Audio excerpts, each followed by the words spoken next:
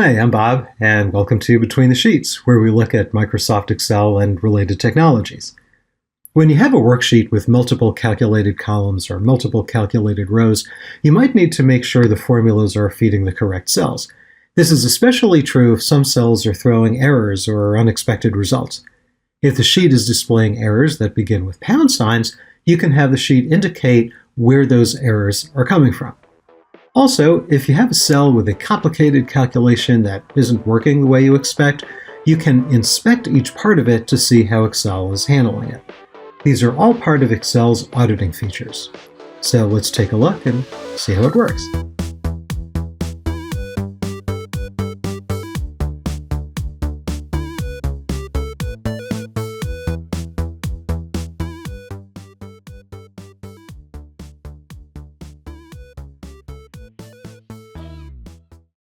Let's take a look at this worksheet. We have two groups of products. There's group 1, and down below there is group 2. And each one works the same way. We've got numbers for January, February, and March for each product. These are input, and then each one goes and feeds into a total. There's another calculation for cost and profit, and we have an average sale.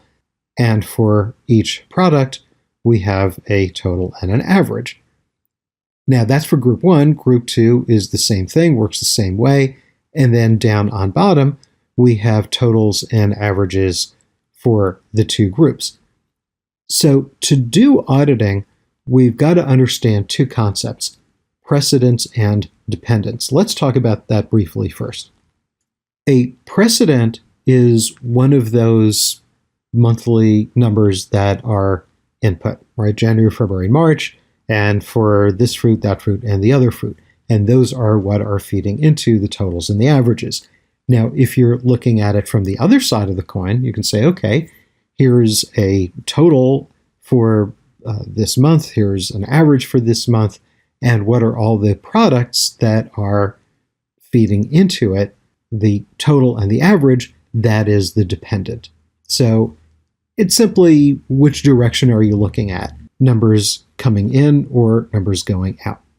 So let's start by tracing dependents. What I'm going to do is on the ribbon bar, I'm going to go to the Formulas tab, and over towards the right, we have the section for Formula Auditing. So I'm selected just in the first product, in the first group, and I'm going to click this Trace Dependents, and you see it puts in arrows and says, okay, so this product in January, that's being used directly to calculate a total and an average for the month, and it's also being used to calculate a total for that product for the quarter, and then the average. So, for example, this is cell B6, right? We can see there's column B, there's row 6, all right? So when I go to the group 1 total, yeah, there's a sum of B6 to B11. When I go to the group 1 average, okay, there's the average of B6 to B11. So I know that that is a dependent. So if I go, let's say, to the average sale for apples, I can say, oh yeah, there's that B6 that's feeding into that.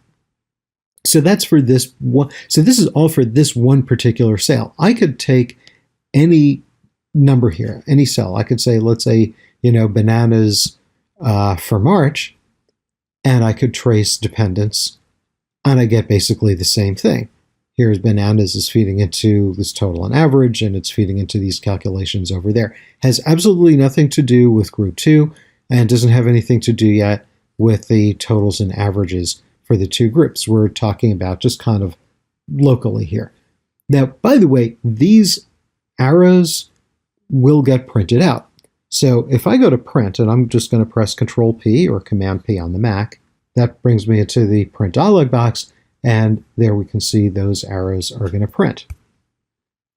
If they get in the way, maybe you don't want them to print, or maybe they're just getting in your way and you need to do other things, you could remove them.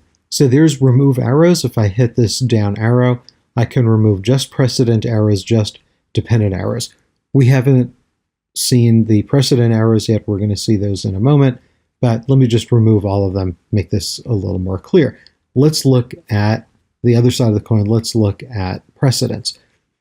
So let's go back to January. So here's the group 1 total. I'm going to click that. When I click Trace Precedents, that shows me very clearly what cells are feeding into that.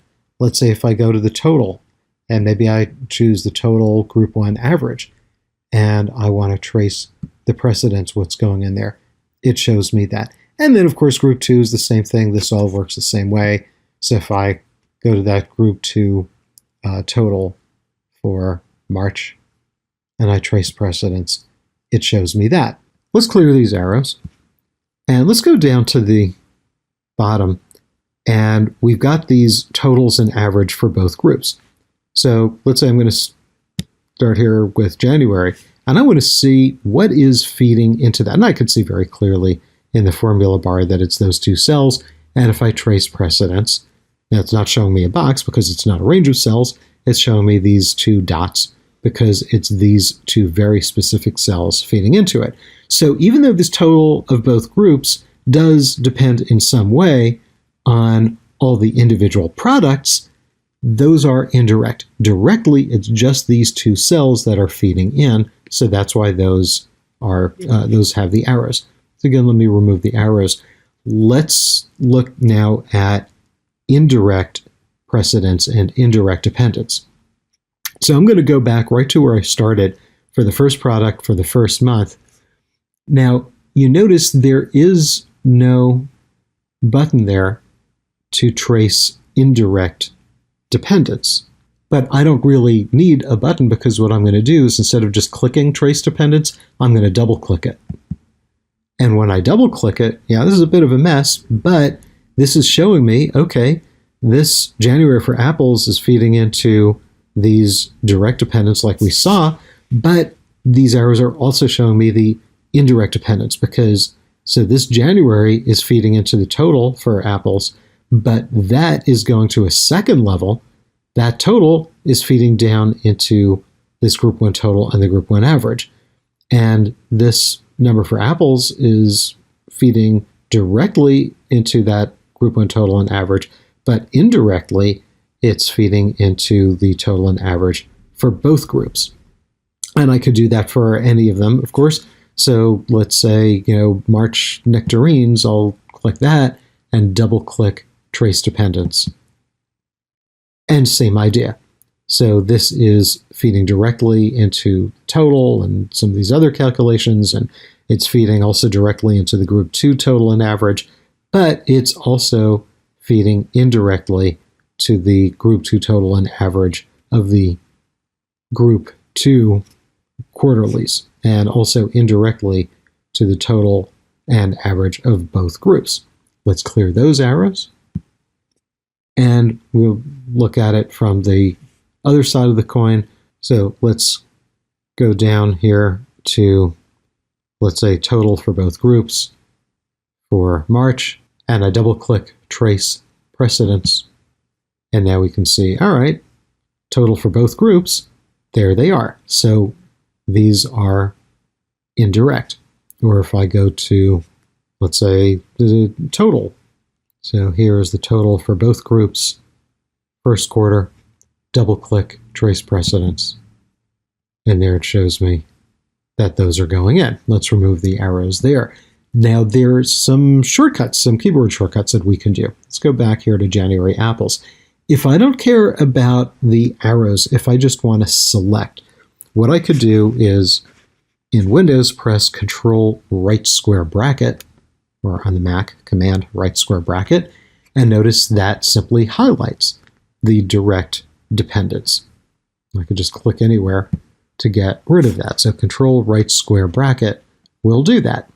If let's go back again to that same cell. If I want to highlight the indirect dependence, instead of Control right square bracket, I press Control Shift right square bracket. Or on the Mac, it would be Command Shift right square bracket. And this shows me the indirect dependence. Because notice that this row 25 and 26 on the bottom are also selected.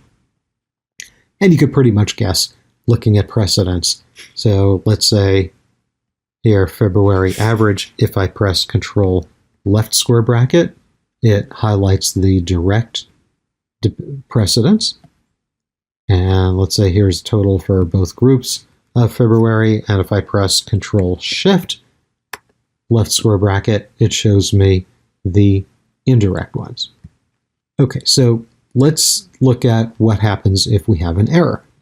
So let's go to the next tab there for errors. And you can see there's a bunch of errors in there.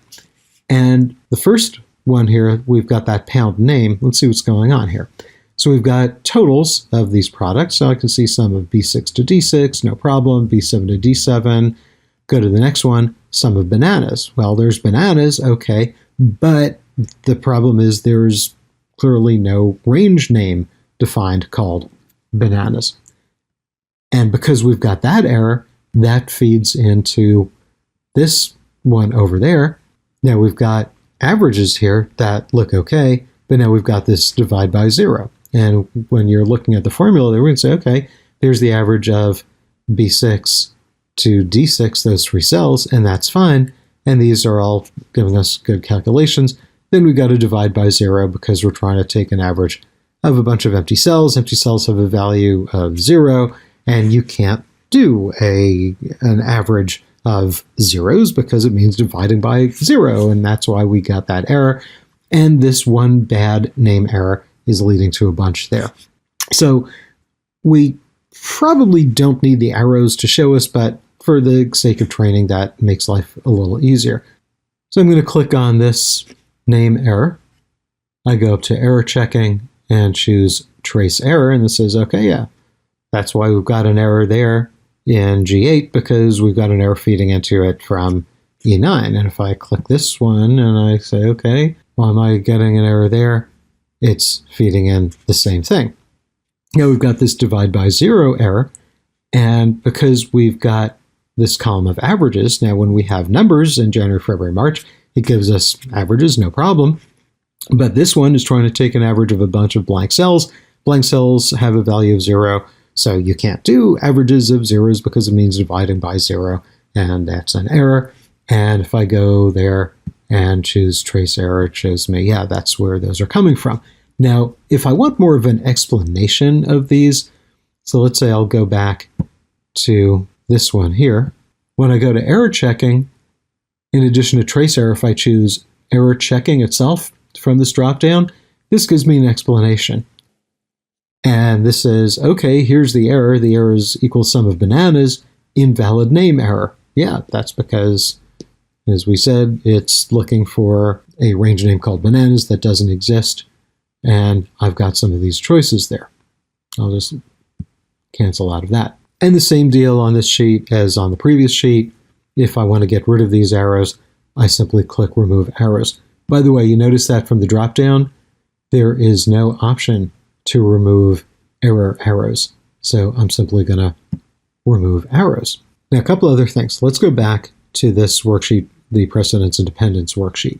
And down on the bottom, we have this calculated formula. And you see we've got this explanation of how we are arriving at that. Now, if this number is not producing a result that you expect, you could go and evaluate it. So I'm going to click up there where it says Evaluate Formula. And this says, okay, here's the whole formula. Let's go and see how we are arriving at this step by step. And you notice that the first thing there that's underlined is G25. So G25, here's this cell. That's part of, right, that's the first thing that this formula is doing. Say, okay, that G25, let's evaluate that. When I click Evaluate, it turns that G25 into an actual number. It says, okay, now there's H25, and evaluate that. And now we've got this other calculation underlined, evaluate that, and so on. So it's looking at this bit by bit. Is this number greater than or equal to that number, true or false? It says, okay, it's true because it's bigger, and so on, and keep evaluating. All right, that 2% is the same as 0.02 times that G25. There's what that number is. And if that's true, et cetera, go and make that calculation, and so on, evaluate is that true or not, till we get to the last one. So that's just kind of looking step by step so we can see if there's anything wrong there, we'll identify the problem. And let me close that. one last thing I want to show you, and this is one of my favorite Excel shortcuts. And that is, you see up where it says show formulas. So right now we can see all of the input numbers, all of the results of the formulas. If I want to see a formula itself, I have to click on it, right? So like this average sale, I have to click on that to see what that formula is. If I want to see what's producing that number there, I click on it and I see what formula is producing it. But wouldn't it be nice if we could see all of the formulas all at the same time? So if I click show formulas, notice that now I don't see the results of any of the formulas on the sheet. I see all of the formulas all at the same time. So now I can really look at this and I can see, all right, are these what I expect to see? Like E6 minus F6, E7 minus F7. Okay, yeah, that pattern is correct. You know, the average of this, the average of that, that all looks correct. So if there's anything weird in here, it'll pop out. Notice show formulas is turned on. It's enabled. To get back to the worksheet where it was, I just click that again. It's no longer enabled, and I'm back on the worksheet like it is regularly. I said a moment ago there's a shortcut, and this is literally the same in both Mac and Windows.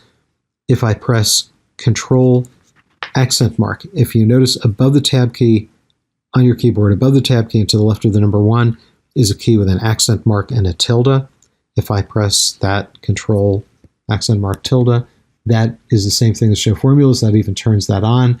And the same shortcut turns it off. I press Control accent mark tilde, and that turns it off. So all of those options that you want are on the Formulas tab in the Formula Auditing section. Anyone who's been using Excel for a while at some point has gotten frustrated with a worksheet that just isn't doing what they think it should be doing. So I hope these auditing tools will make those times easier for you. So until next time, my name is Bob, and this has been Between the Sheets.